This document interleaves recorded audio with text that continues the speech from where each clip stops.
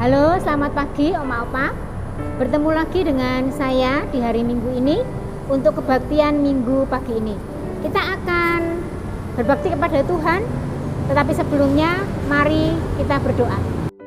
Tuhan Yesus, terima kasih kalau Engkau masih terus memelihara kami, menyertai kami, dan mencukupkan segala kebutuhan hidup kami.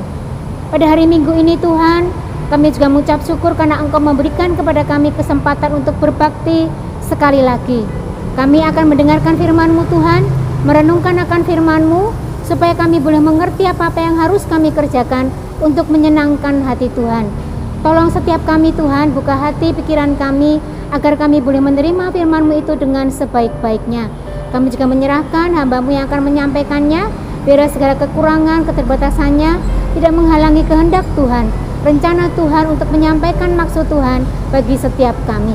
Ampuni dosa dan kesalahan kami Tuhan, supaya kami layak untuk mendapat hadirat-Mu yang kudus dan mulia. Dalam nama Tuhan Yesus kami sudah berdoa dan mengucapkan syukur. Amin.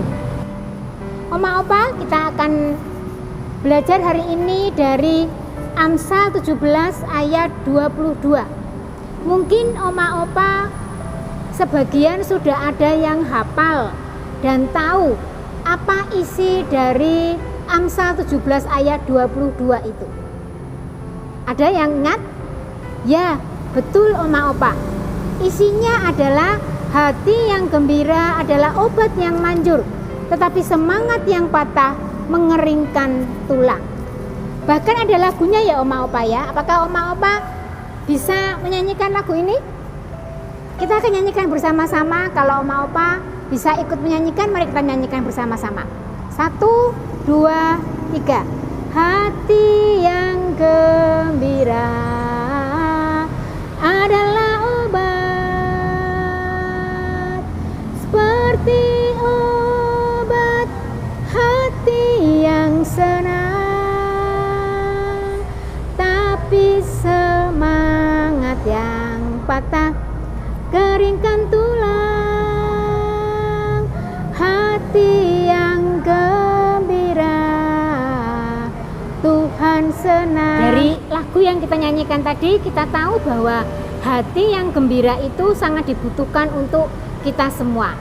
Bahkan ada yang bilang katanya jadi orang Kristen itu harus selalu bersukacita. Katanya orang Kristen itu tidak boleh bersedih, harus selalu gembira. Kalau wajahnya cemberut, tandanya kurang beriman. Apakah Oma Opa setuju akan hal itu? Bahwa semua orang itu harus selalu bergembira, terutama orang Kristen. Mungkin di antara kita ada yang mengamini hal itu. Tetapi apa mungkin orang Kristen itu selalu gembira? Jawabannya tidak mungkin Oma Opa. Mengapa? Karena pengkhotbah saja mengatakan dalam pengkhotbah 3 ayat 1 sampai 15, di situ dikatakan untuk segala sesuatu ada masanya. Ada masanya gembira, ada masanya bersedih, ada masanya menangis, ada masanya tertawa. Tidak selalu kita akan selalu bersukacita, tidak selalu kita akan selalu bergembira dan tertawa. Tetapi Oma Opa, dalam Filipi 4 ayat 4, Paulus mendorong kita untuk bersukacita senantiasa dalam Tuhan. Senantiasa itu artinya selalu, tidak pernah berhenti. Apakah bisa demikian? Nah, Oma Opa, untuk mencari jawabannya, kita perlu membedakan antara bergembira dan bersukacita. Bergembira itu bergantung dari kondisi yang kita alami. Tetapi bersukacita itu bergantung dari apa yang menguasai hati kita. Jadi, selalu bersukacita itu bisa kalau dilakukan di dalam Tuhan. Bagaimana caranya? Nah, dalam Matius 12 ayat 35, di situ dikatakan orang yang baik mengeluarkan hal-hal yang baik dari perbendaharaannya yang baik, dan orang yang jahat mengeluarkan hal-hal yang jahat dari perbendaharaan yang jahat. Nah, pertanyaannya Oma Opa yang perlu kita renungkan pagi hari ini, apakah isi hati kita Tuhan atau kecemasan? Tuhan atau iri hati? Tuhan atau nafsu dunia? Saya ingat seorang teman saya pernah berkata begini, kalau kamu tahu seberapa besar Tuhan bekerja dalam hatimu, kamu harus tahu seberapa ruang di hati kamu yang kamu sediakan untuk Tuhan bekerja. Jadi, kalau kita ingin Tuhan bekerja dalam hati kita, kita harus menyediakan ruang yang besar bagi Tuhan. Seberapa Tuhan bekerja dalam hati kita itu tergantung seberapa ruang hati kita yang kita sediakan bagi Tuhan. Orang bisa selalu bersukacita di dalam Tuhan karena mengandalkan Tuhan dalam setiap pergumulan hidupnya, bukan kekuatannya sendiri. Masalah boleh ada, kecemasan boleh mampir, tapi tidak tinggal lama-lama, apalagi menguasai pikiran yang akan membuat kita menjadi stres. Kemudian wajah menjadi lesu, menjadi muram, lalu kita menjadi gampang marah, gampang sakit hati, boro-boro ikut persekutuan dan melayani. Yang ada malah mengurung diri terus di dalam kamar. Orang yang demikian Oma Opa itu seperti tidak merasa bahwa Tuhan itu ada. Nah, kalau Paulus berpesan kepada jemaat Filipi untuk bersukacita senantiasa, apalagi dikatakan diulang dua kali oleh Paulus, bersukacitalah. Sekali lagi kukatakan, bersukacitalah. Ini bukan berarti Paulus menyuruh mereka untuk melupakan masalah. Masalah harus tetap dihadapi, bukan dilupakan atau pura-pura tidak ada masalah. Tetapi menghadapinya tidak boleh dengan cemas dan khawatir, karena kita ini tidak sendirian Oma Opa. Ada Tuhan yang hidup, yang selalu berserta dengan kita. Jadi buat apa lagi kita harus sedih dan dikuasai kecemasan, apalagi sampai jatuh sakit dan tidak mau ikut persekutuan. Mari Oma Opa, kita tetap ingat bahwa untuk mencapai semua yang Tuhan ingin kita lakukan, kita tidak berjuang sendiri. Ada Tuhan yang setia, yang mendampingi dan selalu menolong kita.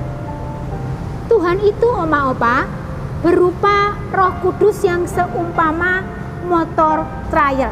Oma Opa tahu motor trail? Motor yang dipakai untuk menempuh jalan yang sulit, yang naik turun, yang bergelombang-gelombang. Kalau kita ingin menempuh jalan yang mendaki dengan kekuatan kaki kita sendiri, tentu kita akan cepat lelah. Baru berapa langkah jalan yang menanjak begitu, kita sudah capek, sudah menyerah karena kaki kita tidak kuat.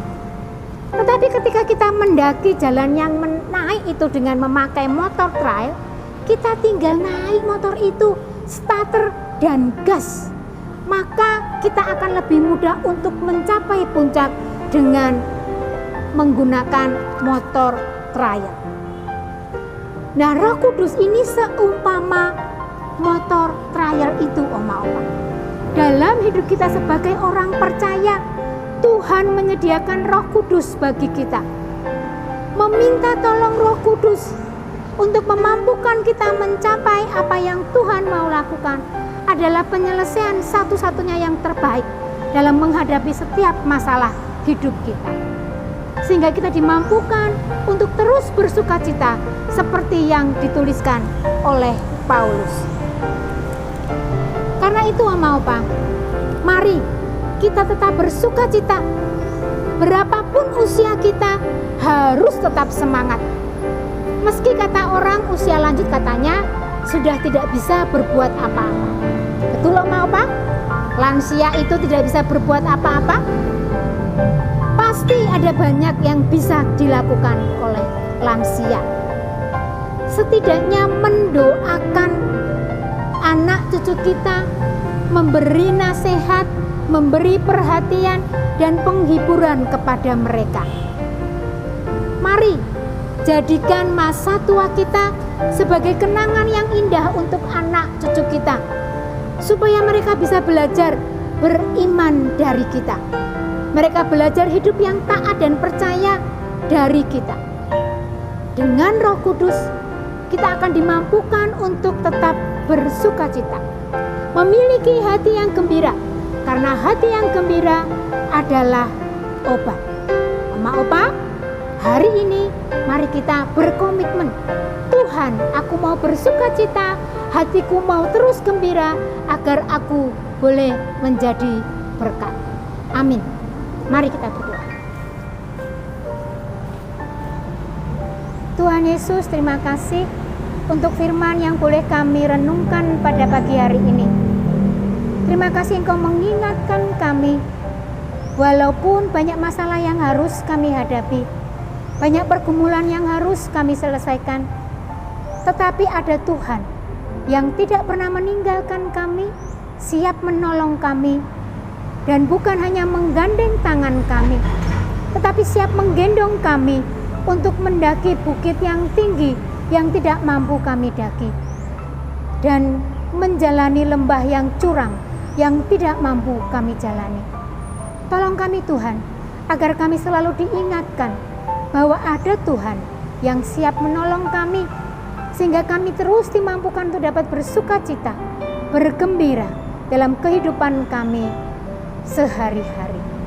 Saat ini Tuhan, kami sadar bahwa setiap kami, mungkin hari ini dalam setiap kami, baik kami sebagai oma, opa maupun pelaksana kegiatan, masih ada kekecewaan, masih ada kejengkelan, rasa sakit hati yang belum mampu kami tangani. Tuhan, tolong kami yang lemah ini Tuhan, gantikan segala perasaan sedih, kecewa, marah, atau hal-hal yang lain yang belum mampu kami selesaikan. Gantikan Tuhan dengan kasih yang daripadamu, dengan sukacita, damai sejahtera yang daripadamu. Tuhan, kami juga mau menyerahkan Yayasan Pelkris ke dalam tangan Tuhan. Kami menyerahkan para pembina, pengurus, pengawas, setiap pemimpin unit, dan setiap kami pelaksana kegiatan yang Engkau percaya untuk melayani oma opa di tempat ini. Berkati setiap kami Tuhan, anugerahkan kepada kami hati yang mengasihi Tuhan, agar apa yang kami lakukan boleh kami persembahkan hanya untuk menyenangkan hati Tuhan. Kami juga mau berdoa untuk bangsa dan negara kami. Kami menyerahkan bangsa dan negara kami dan setiap pemimpin bangsa kami yang Kau percaya untuk menangani bangsa ini, agar mereka pun dimampukan menyelesaikan setiap permasalahan bangsa kami. Tuhan Yesus, kami juga teringat untuk keluarga kami, saudara-saudara kami, pasangan hidup kami, anak-anak kami, cucu-cucu kami, keponakan-keponakan kami, teman-teman kami dan sahabat-sahabat kami yang tidak bersama-sama dengan kami sepanjang hari ini. Tuhan, kami mau menyerahkan mereka ke dalam perlindungan tangan Tuhan, ke dalam berkat Tuhan. Tuhan yang mau memberkati apa yang mereka kerjakan supaya menjadi berhasil.